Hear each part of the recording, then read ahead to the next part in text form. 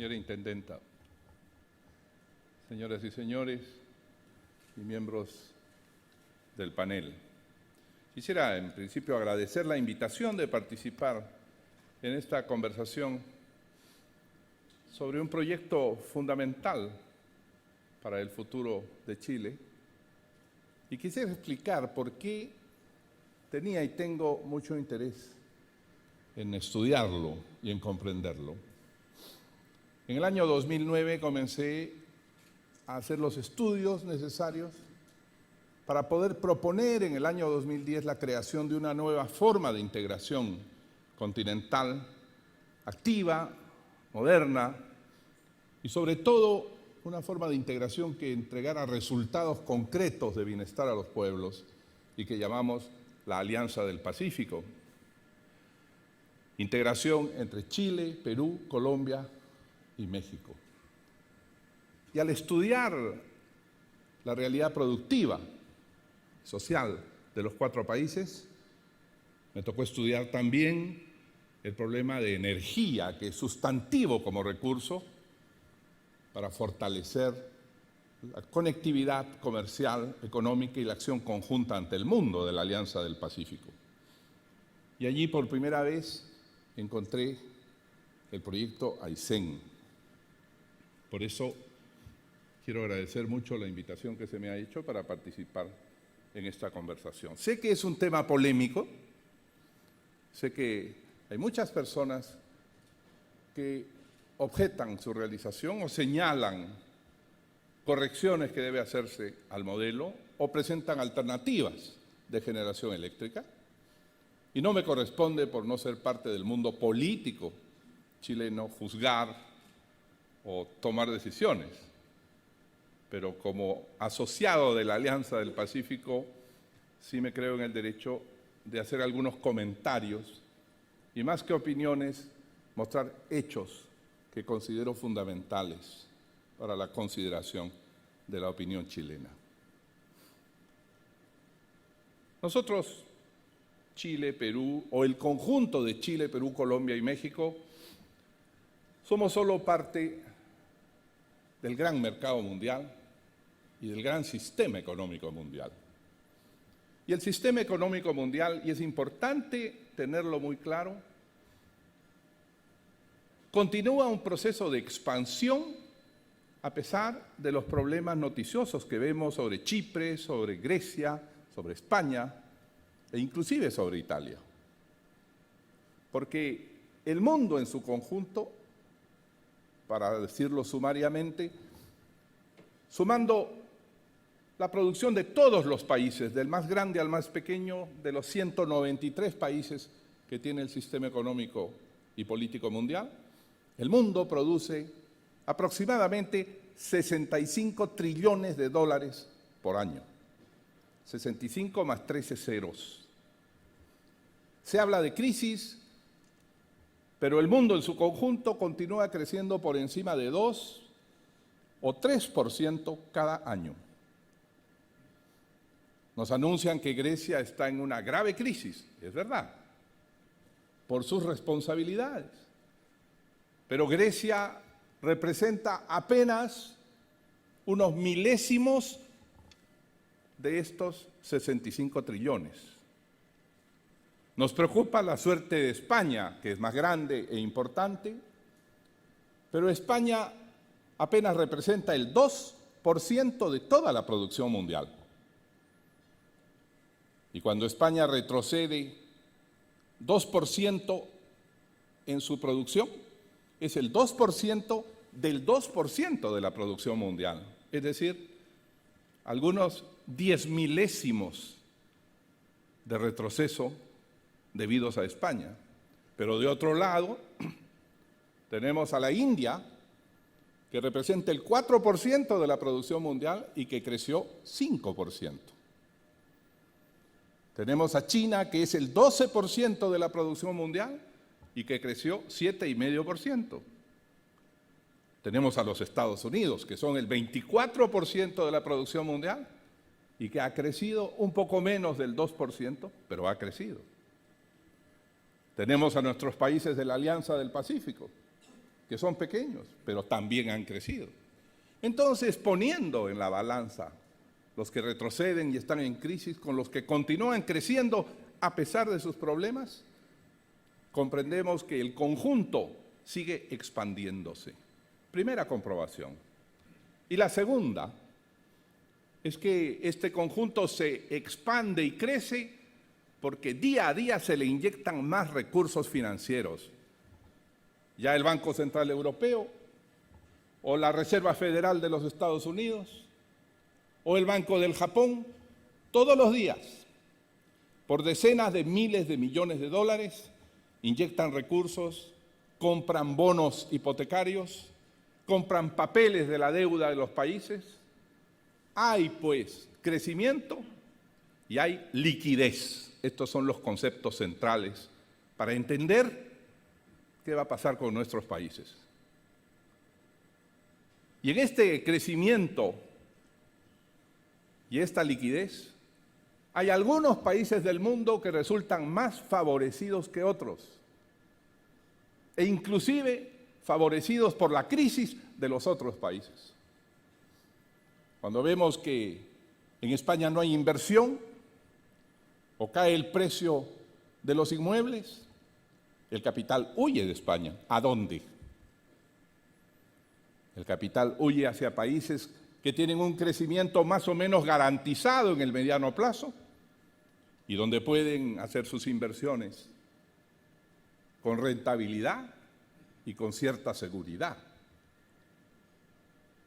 Entonces, la Alianza del Pacífico y el Perú dentro de ella, ¿qué es lo que ha hecho en los últimos años para lograr que su crecimiento alcanzara el 9% en uno de los años, en el año 2008, o al 8.4% en el 2010, cuando estaba terminando mi gobierno, o ahora se mantenga por encima del 6%? ¿Cómo lo logró el Perú? Lo logró entrando al mercado mundial, abriéndose al mercado mundial. Y lo logró bajando sus aranceles, es decir, permitiendo que máquinas, productos y capitales del mundo ingresaran al Perú, porque no tienen seguridad en otras partes. Lo logró, en segundo lugar, fomentando la inversión con garantías de seguridad y de crecimiento. Lo logró impulsando su integración con países como China, tratados de libre comercio. Y en eso no hicimos más que seguir el camino que Chile ya había hecho. Siempre lo dije públicamente. Chile, antes del año 2006, había dado muestras de gran inteligencia para el crecimiento. Y el crecimiento trae empleo, y el empleo hace disminuir la pobreza de todas maneras. Acoto a lo dicho por nuestro presentador, que se publicará un libro en el cual se habla del milagro económico peruano, pero no en términos de cuánto creció el capital, sino en términos de cuánto disminuyó la pobreza del Perú, donde la pobreza era mucho mayor que en Chile, mucho mayor. Llegaba a 48%, una cifra indignante, absurda. Todo se hace paso a paso y en 5 años se redujo de 48 a 30%, lo cual es aceptado por todas las instituciones mundiales e inclusive por los adversarios que gobiernan hoy el Perú. ¿Por qué? Porque cuando un país se abre y acepta la inversión de capitales, crece y al crecer disminuye su pobreza. Los países que escogen el camino distinto de cerrar sus fronteras generan inflación porque sus malos productores internos aprovechan esa pseudodefensa para subir sus precios. Esos países no tienen la tecnología nueva que el mundo desarrolla. Esos países no tienen nuevas inversiones. Peor aún, si un país escoge como camino el estatismo de decir voy a apropiarme de esa empresa o de esa industria o de esa compañía, lo único que logra es quedarse con lo que ya hay, pero no viene nada nuevo. El Perú escogió el camino que Chile nos enseñó, por Dios, de abrir al mundo el mercado peruano, recibir capitales, facilitar la presencia de productos externos para fomentar la competitividad y el esfuerzo creativo de nuestros productores, de integrarse con los países más avanzados del mundo. El Perú, siguiendo ese camino, logró estas conclusiones sociales que he mencionado. Pero todos los recursos logrados con la inversión, la mayor producción, se ganan más impuestos, haciendo que se invierta más en el país. Fueron dedicados a hacer infraestructura, es decir, carreteras, puertos, aeropuertos, agua potable, electrificación. Yo tengo el orgullo de decir que hemos incorporado a la corriente eléctrica, es decir, a una nueva forma de vivir, a 15.000 pueblos en 5 años. 15.000 pequeños pueblos, que son 5.200.000 habitantes, que no tenían luz, ni para trabajar, ni para estudiar, ni para comunicarse. La infraestructura significa electrificación, agua potable, caminos. En eso sí, tengo el orgullo de decir que batimos todos los récords en proporción al Perú, al asfaltar 10.500 kilómetros de carretera. Pero eso no hubiera podido hacerse sin abrir al Perú a la inversión, para fomentar la producción y captar más impuestos, dar más trabajo, considerando que el empleo es lo que hace reducir de verdad, franca y sosteniblemente la pobreza. Lo demás, utilizar el dinero para regalarlo mes a mes a las familias pobres, es vivir una ilusión, porque no es empleo sostenible. Y en segundo lugar, manipular la opinión para ganar las elecciones. Y eso me parece repugnante y antidemocrático. De manera que, considerando el mundo en su crecimiento, que continuará, y considerando lo que ha hecho el Perú y lo que hizo previamente Chile, vemos como horizonte que el crecimiento va a continuar. Miren, China es un inmenso país, un país mundo, que ha venido produciendo para el resto del planeta productos, bienes, pero que está pasando a convertirse en productor de tecnologías del conocimiento. Los chinos no se han quedado en hacer de artesanos o pequeños fabricantes. Los chinos están creciendo a otro nivel y modelo de desarrollo. Y los chinos tienen además un mercado interno gigantesco, un país mundo, 1.400 millones de habitantes, hacia los que pueden orientar la producción. Y por consiguiente van a seguir creciendo. Aquí en Chile se hizo un estudio por una funcionaria coreana de nombre Jung Eun Kim. Y Jung Eun Kim determinó, como el Banco Mundial y el Hong Kong Shanghai Bank, que dentro de 20 años el Asia en su conjunto, encabezada por China, va a representar el 50% de la producción mundial. A esa velocidad van ellos. No solo China, el sudeste asiático, la India, van a representar la mitad de la producción mundial. Y van a consolidar una clase media fortísima, gigantesca y consumidora. Y van a seguir arrastrando el crecimiento, muy grande o más pequeño, pero el crecimiento permanente del sistema económico. Hoy día el presidente Xi Jinping, el nuevo presidente chino, anuncia que van a orientarse a dar recursos a la vivienda. ¿Con qué cobre? ¿Con qué hierro? ¿Con qué zinc y plomo se levantan las viviendas y se hacen las fábricas? Con el nuestro. ¿Qué frutos van a comer los chinos? El estudio dice lo siguiente: dentro de 20 años, hablando pesimistamente, dentro de 20 años, China va a tener que comprar en el extranjero 8 millones de toneladas de carne. 8 millones de toneladas de carne. Va a tener que comprar 23 millones de productos marinos, 40 millones de toneladas de vegetales y frutos. Nosotros tenemos una oportunidad extraordinaria de generar empleo, de desarrollar mejores costos y precios más bajos para nuestra población, produciendo también hacia el extranjero. Lo que quiero decir es que vamos a continuar creciendo como mundo, como conjunto. Y el Perú, Chile, Colombia y México entre los primeros en Sudamérica en este crecimiento. Ahora bien, como usted había mencionado, el crecimiento exige energía. Sin energía no hay nada. No se ha inventado todavía la forma de producir masivamente, mundialmente, sin energía. Salvo que se produzcan promesas, discursos, como se hace en Venezuela, esperanzas. Pero se necesita producir y para ello se requiere energía, para dar empleo.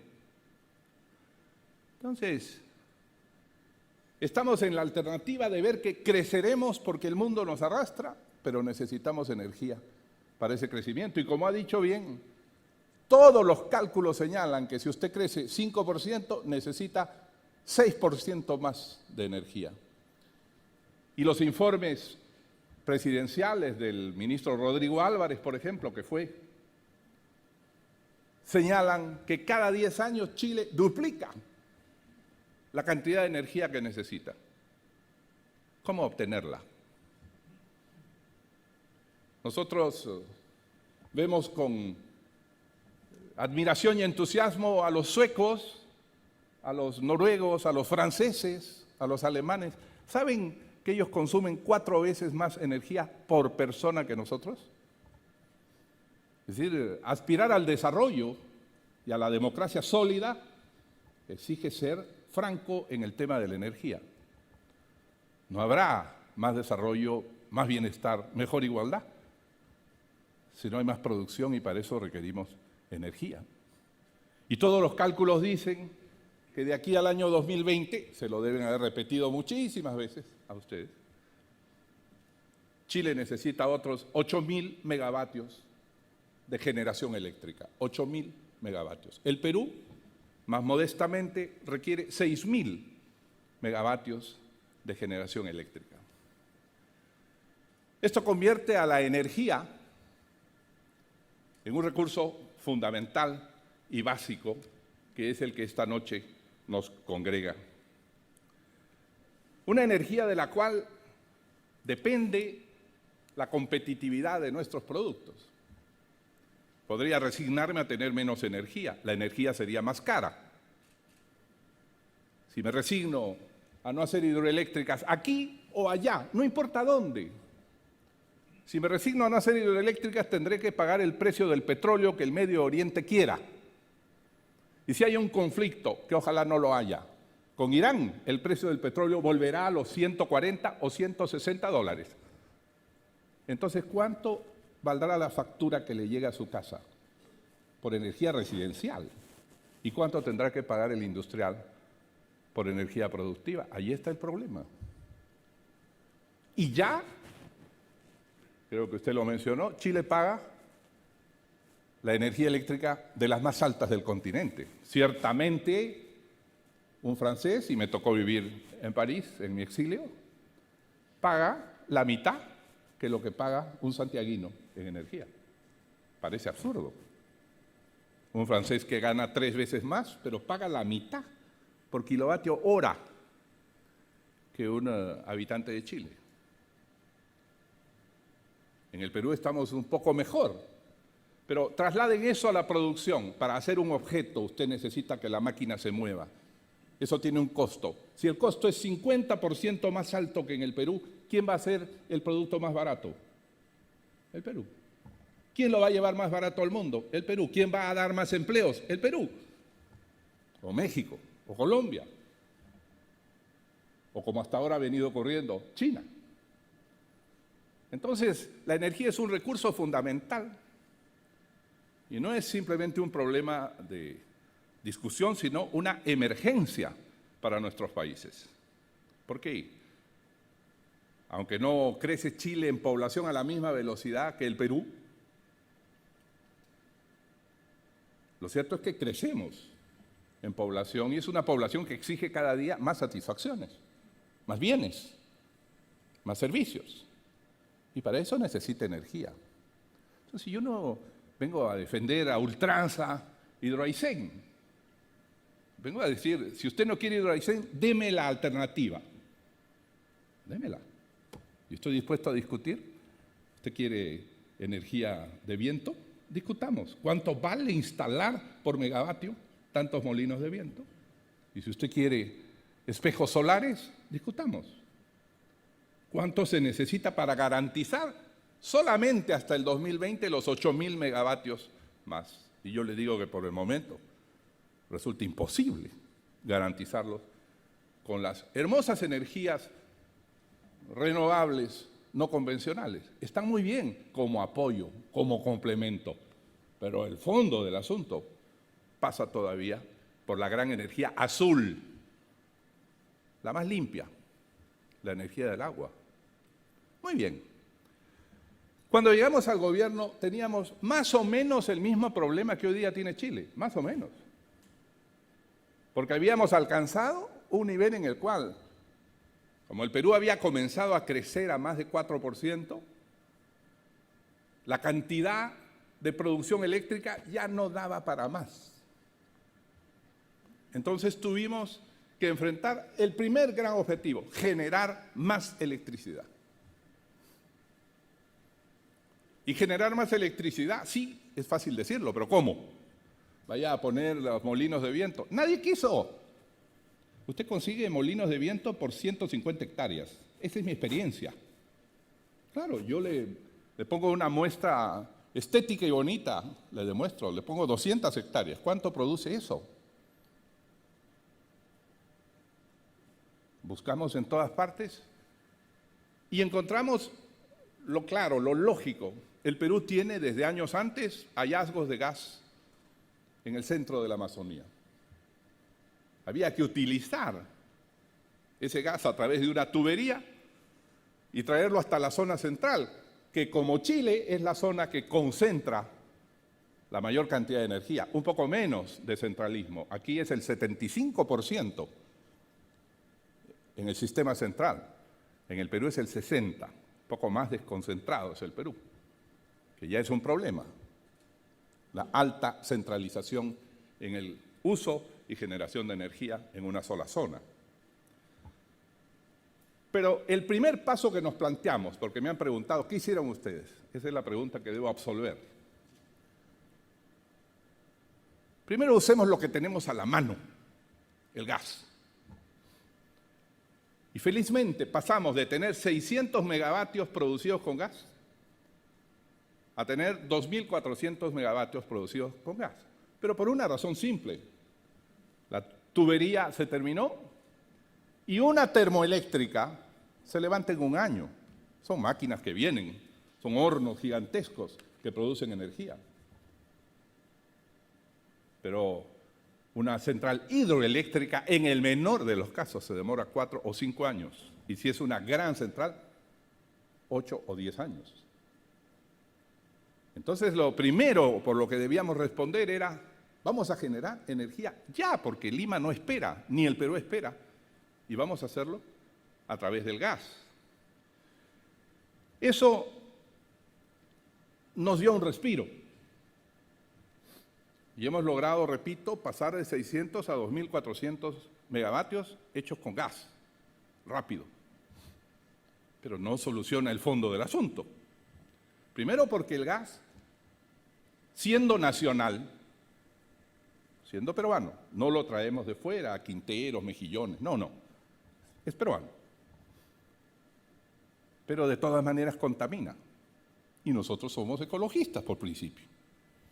De manera que la solución de fondo es la hidroeléctrica.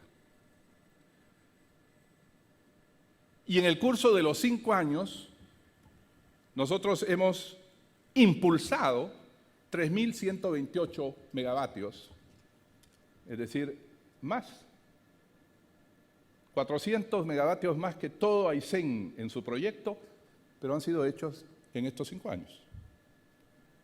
Porque consideramos que eso sí es renovable, permanente y aparentemente inagotable, salvo que cambie absolutamente el clima de la Tierra.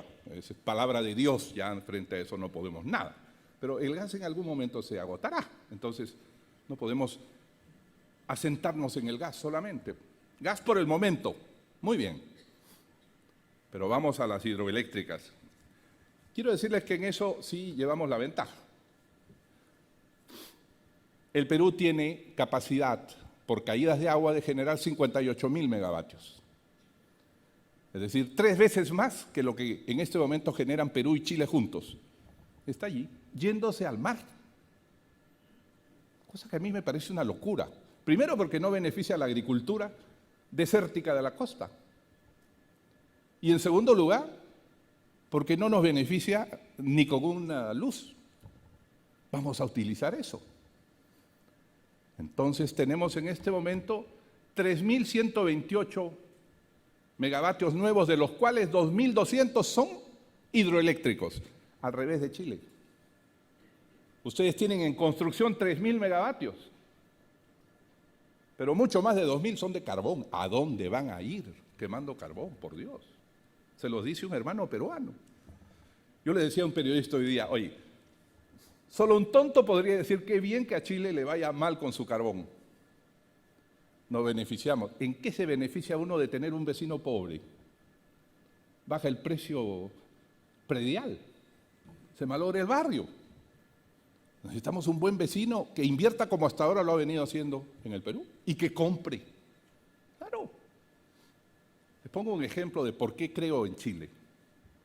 Brasil es un enorme país de 200 millones de habitantes. Enorme. Produce 2 trillones de dólares. Claro que se ha quedado atrás de China, que ahora produce 8. Perdió el paso. Pero este inmenso vecino nos compra 1.200 millones de dólares de productos peruanos. Chile, con sus 16 millones y algo más de habitantes, nos compra casi 2.000 millones de dólares. ¿Por qué? Porque es un vecino que atraviesa un buen proceso de riqueza. A nosotros nos conviene que eso siga. Y para eso tiene que tener energía. No me consuela, de verdad les digo, no me consuela que decidan, oye, no queremos hacer hidroeléctricas, queremos seguir quemando carbón. Qué raros ecologistas, queremos seguir quemando carbón. Entonces, lo primero era desarrollar el gas y luego las hidroeléctricas y facilitar la inversión. A mí me han acusado de derechista en el Perú, ¿cómo no? Para poner adjetivos son buenos siempre los que no hacen cosas, los que no ponen un ladrillo por su país, esos ponen adjetivos. Yo lo único que quiero es que se hagan cosas en las que trabaje el pueblo y que le den cosas al pueblo. Entonces, facilitar la inversión que se escapa de Italia, de España, de todas partes se va la inversión. ¿A dónde? Venga acá. Constrúyame una hidroeléctrica, póngame una termoeléctrica, hágame una línea de transmisión. Logramos la inversión exactamente de 12.195 millones de dólares en 5 años para el sector eléctrico. De esos, casi 8.000 son privados. Se arriesgaron a invertir. Lo otro lo invirtió el Estado electrificando los 15.000 pueblos y poniendo las líneas de transmisión y las estaciones de despacho para los 15.000 pueblos. Y eso va a significar en el futuro más producto bruto desde abajo. El producto bruto no es solamente invertir en una mina desde arriba. El producto bruto desde abajo es darle a cada uno de 5 millones de personas el derecho de tejer, si quiere, chompas, no sé, jerseys. El derecho de trabajar en madera, no muscularmente, sino con una sierra eléctrica. Ese es un derecho elemental. Entonces, logramos esa inversión y ahí tienen, lo pongo, tenemos la central hidroeléctrica de Chajía de 406 megavatios, la central hidroeléctrica de Cerro del Águila de 536 megavatios, la central de Santa Teresa y la de Machu Picchu 2 con 230 megavatios y sucesivamente. Eso es hidroeléctrico, pero en gas, que también había que utilizar la inversión, logramos instalar importantísimos centros productivos como Fénix, de 580 megavatios, es una sola central hidroeléctrica que está a 40 kilómetros de Lima. Una enorme fábrica que toma gas y nos da energía a toda Lima. Y nos la da, como veremos después, a un precio mucho más conveniente que el que están pagando ustedes los chilenos. Lo que rebota, naturalmente, no solo en el bolsillo familiar, sino además en el precio del producto cuando sale al exterior. Termochilca es otra empresa al lado de Fénix, de 250 megavatios. Este es el producto. Tratar el gas primero, impulsar las hidroeléctricas, no solamente aceptar, yo tengo otra tesis, jalar la inversión, por Dios.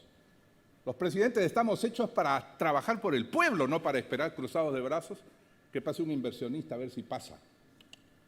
Yo le dirigí 1.300 cartas a 1.300 las más grandes empresas del mundo, mostrándoles las cifras del Perú y diciéndoles, venga usted que aquí tiene seguridad y va a continuar creciendo este país, obviamente. Y si usted viene, va a continuar creciendo con más velocidad, de manera que va a tener más seguridad de recuperar su inversión. Pero para el futuro, para el gran futuro,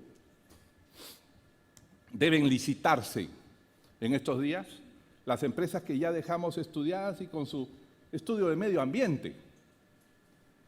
Acaba de licitarse Moyoco, en el Perú, y tenemos muchas más importantes hidroeléctricas, por ejemplo, el Pongo de Rentema, que ese es de 1.500 megavatios, en el río Marañón, que yo le llamo la arteria energética de Sudamérica. Es como el Báquer, pero multiplicado por 5, que permite hacer 22 centrales, solo aprovechando su caída, y que tiene la virtud de ser una quebrada. No hay tierras de campesinos. Usted no necesita más que elevar un poco el nivel para dejarlo caer y tomarlo nuevamente y así. Porque pasa de 4.000 metros de altitud al nivel de la Amazonía, a 100 metros de altitud. Y aprovecha todas esas caídas. Esa es una arteria energética de Sudamérica y el Perú puede vender energía eléctrica o multiplicar su producción con precios adecuados. Para el futuro tenemos eso. Y en el gas, como el gas se produce a la mitad del Perú hacia la Amazonía, detrás de la cordillera, actualmente llega hacia Lima por tuberías, donde se hace electricidad. Pero dejamos listo el proyecto Cuntur o Cóndor, que es un proyecto que lo lleva hacia el sur, sin pasar la cordillera, y lo saca, la tubería llega hasta Moquegua y Tacna, pero permite alimentar nuevas grandes centrales que nos permitan producir por lo menos en los próximos 5 años 1.200 megavatios adicionales. Ese es el proyecto Cuntur, con el Pongo de Rentema, con Paquitzapango de 1.379.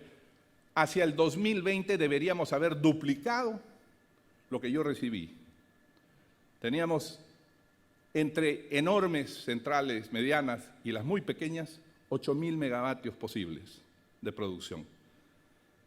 Con los 3.128 y los 4.000 que están en proyecto para el 2021, para terminarse en el 2021, podríamos haber duplicado la producción eléctrica y eso significaría darle energía y nervios al Perú para continuar creciendo.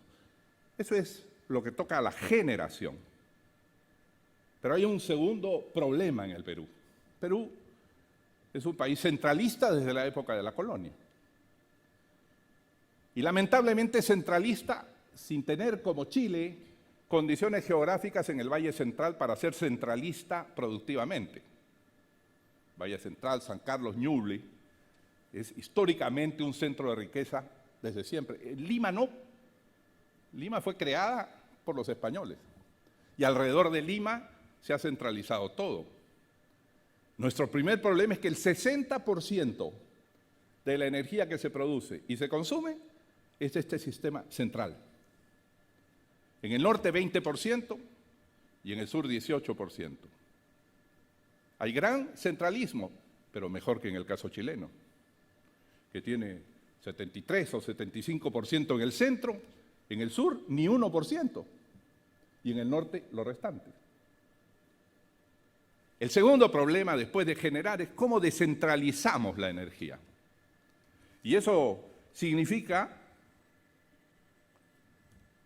impulsar las áreas que están en desnivel respecto al área central. Por eso les repito, la necesidad de hacer la central del Pongo de Rentema en el norte del Perú y el gasoducto Kuntur hacia el sur del Perú, con lo cual equilibramos esta enorme centralización que actualmente existe.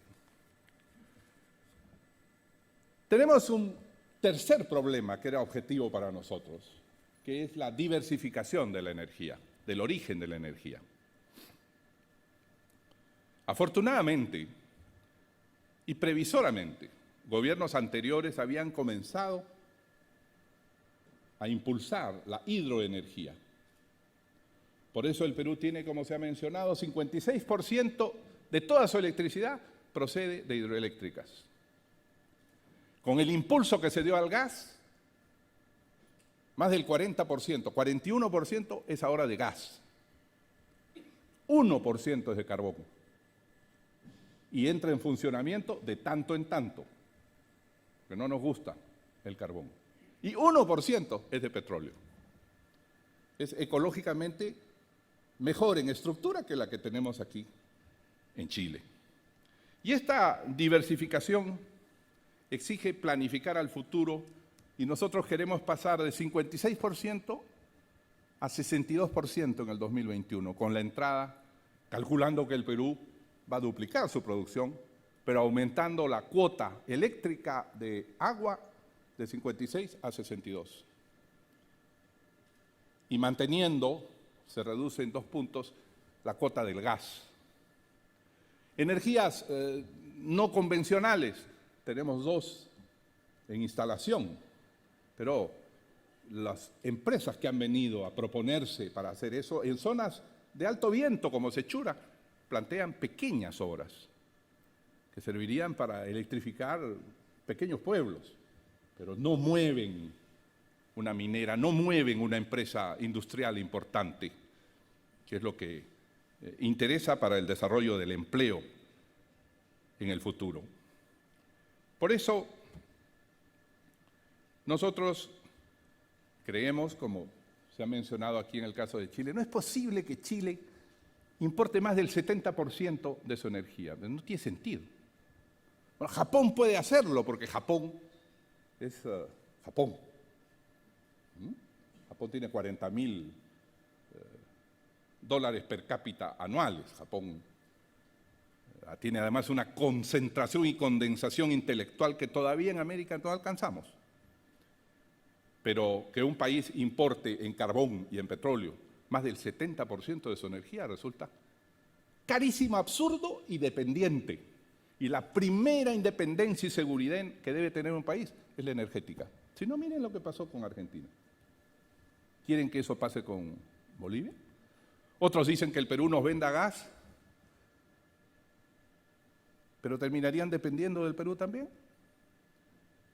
Antes de agotar, en el buen sentido de la palabra, todas las posibilidades creativas de energía que tengan, de todos los aspectos. Pero no pueden seguir dependiendo de esa manera, porque eso es lo que origina que paguen la energía más cara del continente. Por eso, el quinto punto que nos planteamos fue una política de precios razonables. Y el Perú quería comenzar un despegue grande en producción para generar empleo. Se han generado 2.500.000 empleos en 5 años, registrados en la seguridad social, no empleo buhonero que vende por la calle, esa no, registrados por la seguridad social. Y la pobreza se ha reducido de 48 a 30%. Y la pobreza no en dinero que dan algunos gobiernos, te doy unas monedas mensualmente hasta que me vaya, después no sé. No. La pobreza estructural, esa pobreza que no tiene agua potable, ni electrificación, ni caminos, mucho menos escuelas, esa pobreza se ha reducido de 48 a 30%. Pero porque se ha sabido atraer inversión y ofrecer un precio de energía que permita producir. Afortunadamente en mi gobierno el precio de energía se redujo y no subsidiamos la energía, cuidado, no subsidiamos la energía. Mi amigo Hugo Chávez, que en paz descanse, claro, tenía todo el petróleo del mundo produce energía con ese petróleo y puede darse el lujo de cobrar 0 o 1. Yo no creo en las políticas de subsidio porque no son sanas. Podemos demostrar en el Perú que sin necesidad de subsidiar, el precio baja cuando usted oferta energía en cantidad. Señor, me enseñó un campesino algo, nadie especula con aire, con el aire que se respira porque es muy abundante. Usted especula con azúcar, con leche evaporada, con lo que se acaba. Si usted ofrece mayor cantidad de energía, ¿dónde está la especulación? Tendrá que competir entre ellos. Y el precio tiende a reducirse.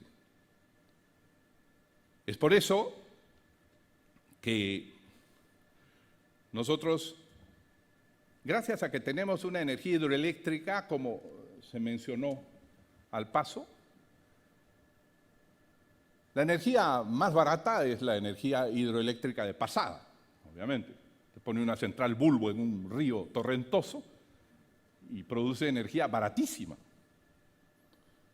Usted le pone una pequeña represa a ese río y produce una electricidad muy barata. Pero si usted quiere seguir quemando petróleo, el precio de la energía le sale a $245 el megavatio hora. 245. La energía hidráulica de pasada es 40. 6 veces menos. Si usted usa gas, será 70 u 80 dólares, depende a cuánto le vendan el gas. Su amigo boliviano, que no creo que vaya a venderlo, depende a cuánto le venda, o si lo trae del otro lado del mundo, será carísimo.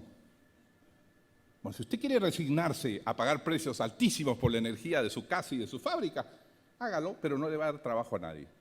Y no hay derecho. De verdad les digo, yo no veo lógico. Hay objeciones, entiendo. Pero un país tiene que tener prioridades y hacer lo mejor posible para salvar las objeciones. Pero hacer, porque el tiempo no espera, ni al Perú, ni a Chile, ni a ningún país. El tiempo no esperó a nuestros amigos europeos y se están desfondando, porque no tomaron las medidas correspondientes cuando veían a China multiplicar su producción a buenos precios y con alta tecnología. Ellos prefirieron seguir su política que llamaban de estado de bienestar, que está bueno distribuir riqueza, pero producirla primero, eso es lo importante, no distribuir sin producir. Entonces, el precio es un elemento fundamental. Estábamos comparando los precios, miren. Hablemos del precio industrial hasta 500.000 megavatios de uso. En el Perú se cobra 7 centavos 57 por kilovatio hora.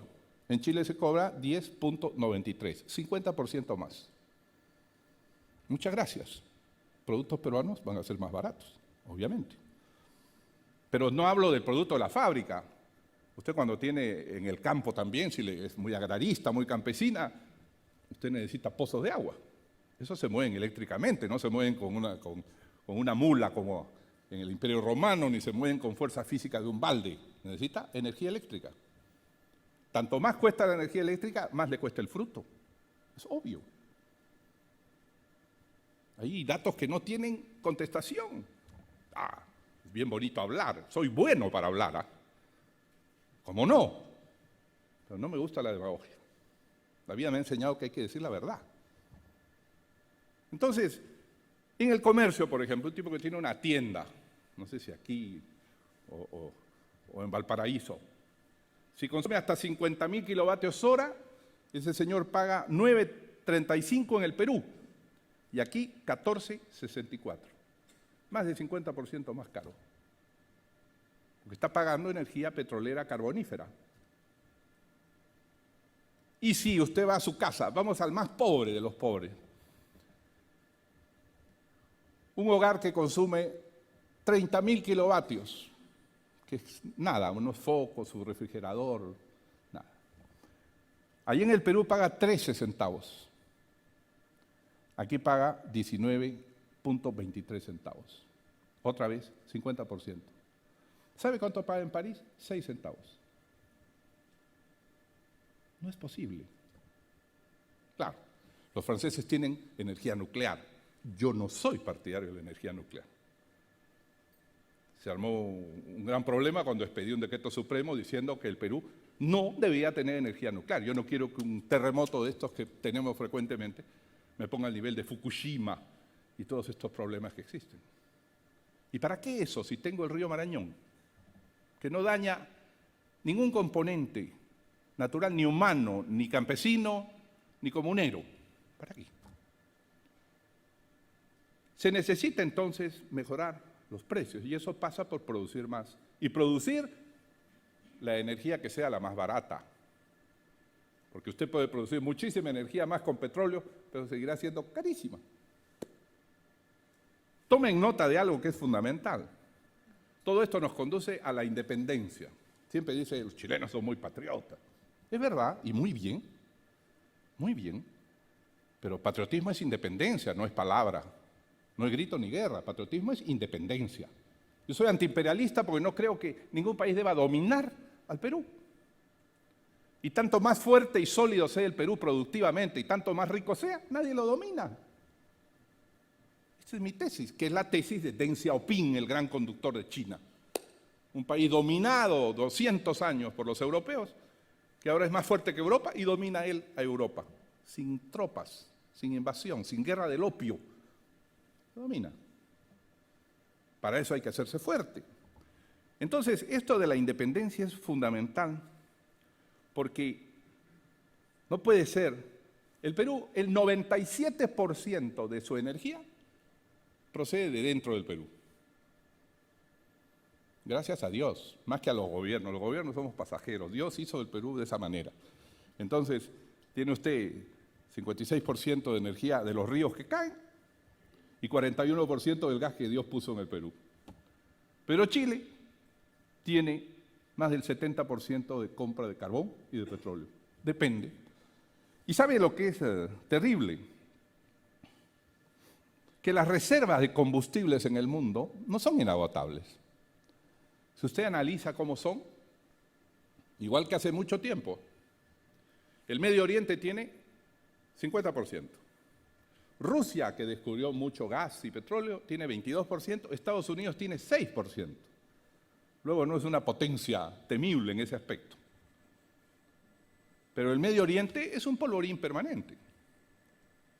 Ese es un problema de 2000 años que seguirá 2000 años, y entonces cada cierto tiempo el precio que está en $100 el barril se va a 140 y el señor de la tienda y de la casa en Santiago tiene que pagar el costo de ese conflicto mundial. Lo mejor es no depender de ellos. Y eso hace fundamental independizarse. Y algo más, tome nota de esto que es fundamental. Las reservas de combustibles en el mundo están estacionándose. Miren, les voy a leer algo muy simple que traje como nota. El año 85 habían 698 millones de barriles de petróleo detectados. El año 95, 999. El año 2005, 1.277. El año 2009, 1.143. Comienza a estacionarse el número de barriles detectados. Quiere decir que tarde o temprano el costo del petróleo volverá a subir. Entonces, vámonos al gas. Si tiene gas, de acuerdo. Pero si lo fija el Henry Hub, que es el índice mundial de precios del gas, en cualquier momento se lo cambian. Con una especulación internacional en este momento, le cambian el precio del gas. Y pasa de $4 el millón de BTUs, lo ponen en 8. Y la electricidad que se hace con gas en Chile, que vale 73 el megavatio, pasará a 110. En la canasta de precios, usted pagará el doble de lo que está pagando en su casa. Independícense. Si son de verdad patriotas, tienen que independizarse en el recurso fundamental, que es la energía. Y en la generación eléctrica que sea más barata para adecuarla a la producción y a la necesidad de la gente. Entonces, voy llegando porque creo que ya se me pasó el tiempo que me dieron. Hablemos de Chile. ¿Y este que viene a hablar aquí a Chile? Bueno, hablo porque soy amigo de Chile. porque sé que vamos a estar unidos largo tiempo con Chile. Ese es un designio de Dios también, y que se va cumpliendo paulatinamente.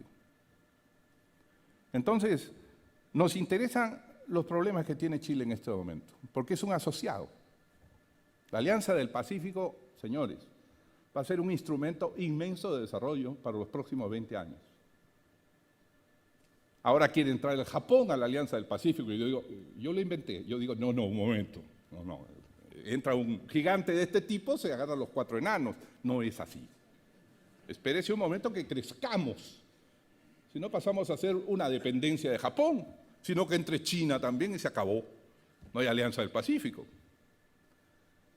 Pero el primer problema de Chile es la carencia de energía que tiene. El segundo, la dependencia energética en la que vive, solamente por efecto del aumento de precios. A ver, eso está en los informes que han hecho Álvarez y en la Universidad Nacional. Solamente por el movimiento de precios que hubo en los últimos 4 años, Chile tuvo que quemar 5.800 millones de dólares pagando la diferencia que había subido el petróleo para generar electricidad.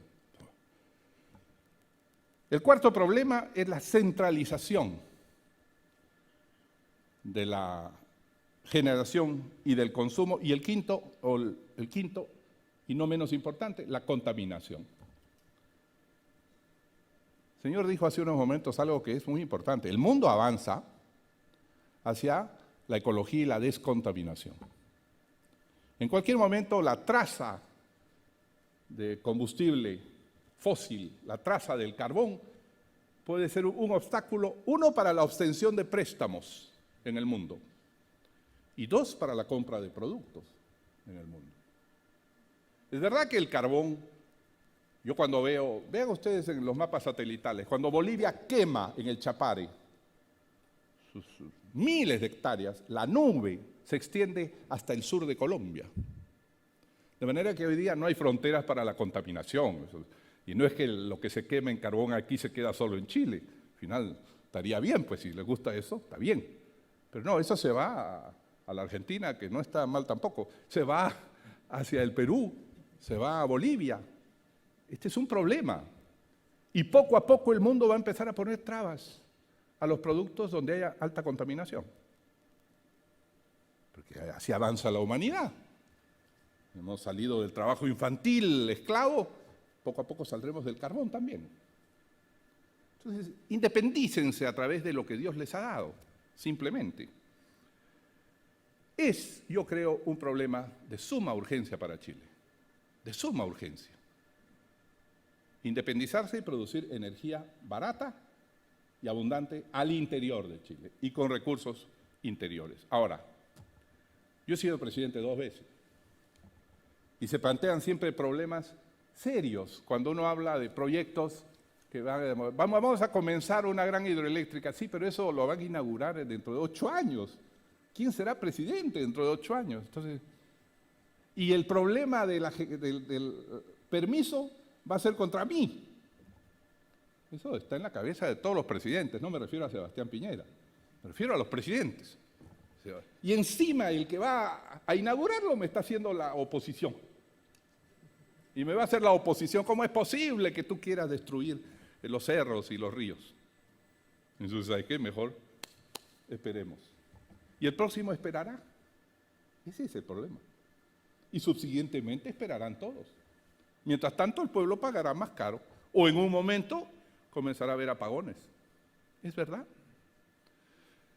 Lo que se necesita es un compromiso franco y claro. ¿Estamos de acuerdo en esto? ¿Le veo una alternativa? Para eso están pues, los líderes, los que nos representan. Traigan sus estudiosos. ¿Le ven una alternativa? Hay otra central que ha aparecido por el norte, cerca de Arica. Dios mío, ojalá hubiera. No parece haberla. Pero si la descubren, comparen y vean. Yo creo que eso es fundamental, el compromiso político sobre la mesa, no por abajo, compromiso electoral, pensando qué gano, qué saco, está liquidado el país. Yo por eso, la verdad, les digo, Lo planteo con toda honestidad porque a mí me ha tocado dar 13 permisos de hidroeléctricas. 13. Y muchas veces me decían mis compañeros, mis amigos, mis partidarios, tú compres este problema, ¿para qué te lo compras? Deja, ya viene el otro. Pero traicionaría a mi país. Yo no lo voy a inaugurar, ni voy a ver cuando estén moviendo las tierras o poniendo las máquinas, no lo voy a ver. Pero, ¿cómo voy a lavarme las manos del destino? Para eso Dios nos ha puesto acá. En segundo lugar, se necesita algo que es terrible, porque eso que no se toma como acuerdo básico arriba por todos, no es responsable uno, todos. Abajo se traduce en que el funcionario dice, ¿yo para qué firmo? Aunque esté de acuerdo, yo no firmo. Me ha pasado muchas veces. ¿Por qué me van a echar la culpa a mí? Prefiero no. Y deje usted que se siga exigiendo y yo no tomo esa decisión. En tercer lugar, comprendo, lo he vivido, he visto en 20 lugares de nuestra patria del Perú, para una mina, no hablaré de una hidroeléctrica, para una mina, ahí pues lo que llamamos zafarrancho, la comunidad campesina exige, le han pagado poco por sus tierras. Entonces yo llamo a la empresa minera y le digo, señor, usted va a ganar más o menos, calculo esto, en los próximos 20 años. ¿Qué le cuesta pagarle el doble o el triple al señor de la tierra? ¿Cómo está negociando ahí? ¿Ah? Usted mismo se ahorca por avaro. Todo puede ser solucionado. Dejo en claro algo. Una cosa es una mina que viene, mete sus máquinas enormes, se lleva el oro que hay debajo del cerro y cuando se acabe el oro, chao. Pagará impuestos, seguro. Otra cosa es usar el agua que corre. Eso no se va a agotar. Repito, salvo que Dios decida lo contrario. De manera que solucionar los problemas con las comunidades. La mañana preguntaba rápidamente a algunos vecinos y personas que habitan en la zona, no los técnicos que siempre saben todo, pero no viven en la zona. Me decía, sí, pero y no va a quedar nada, entre otras cosas. Digo, pero es cuestión de negociarlo. ¿Al Estado qué le interesa? ¿Cobrar impuestos en Santiago o tener electricidad? Vamos a ver. ¿Qué le interesa? Le interesa tener electricidad.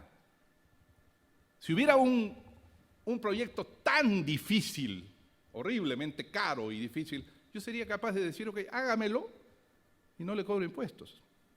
No es este caso, pero sí podría decir, hágamelo y deje los impuestos en la zona. ¿Cómo no? A eso le llamamos canon hídrico nosotros.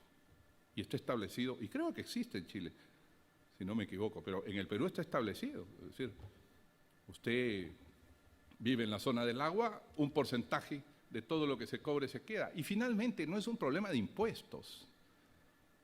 El Estado no hace esto, no debe hacer esto para cobrarle impuestos a la empresa. El Estado debe decir que se queden en la zona con todo el dinero, con los impuestos. Eso haría yo. Es decir, inventamos un procedimiento muy bueno en el Perú que ha dado resultado que se llama obras por impuestos. Sabe que la intendencia, el municipio, no sé, van a hacer una carretera, van a hacer tal cosa. Bueno, hágalo con los impuestos de este sector. O sea, que la gente vea que se quedan las cosas acá. Y que se quedan a largo plazo, no solo al comienzo. Hay muchas formas de solucionar temas que se plantean. Por ejemplo, cuando se dice, sí, pero el problema no es solamente hacer las cámaras de impulsión, el problema es que hay que trasladar esa energía, es unas torres gigantescas que van a destruir. Miren, ustedes conocen Machu Picchu, algunos. Debajo de Machu Picchu hay 2 centrales eléctricas, ¿saben? 2, no una, 2. No se ha destruido el santuario, patrimonio de la humanidad, no se ha destruido. ¿Qué cosa se hace? Bueno, primero, no se ve el socavón, pero dentro es una perforación gigantesca. En segundo lugar, no se ven las líneas. ¿Sabe por qué? Porque algún día me tocó viajar por Bélgica, ¿no? Entonces en Bélgica usted tiene Primero, algo extraño, ¿no? Todas las carreteras de aquí hasta Santiago iluminadas de noche. Esto es algo que solamente un país rico puede hacer. Pero en segundo lugar, ¿dónde están las torres? Todo está bajo la tierra. Es una fórmula. Dice, es más caro, pónganlo en su inversión. Pero al Estado lo que le interesa es generar divisas, generar recursos y tener más electricidad. Hay que acometer el tema de la electricidad en Chile por todos los frentes. Yo no, ni ridiculizo ni minimizo que la energía eólica tiene un sentido. Sé y comprendo que es limitado. O la energía solar, también lo tiene. Hemos hecho en mi gobierno, cuando ya no se puede llegar con la línea porque hay pueblos que no son pueblos, sino que son 30 casas dispersas, cada una de otra 1 kilómetro, ahí viven mis conciudadanos. Bueno, no podemos hacer tantas estaciones de despacho, ni tantos postes, entonces vamos a ponerle energía eólica. Y funciona,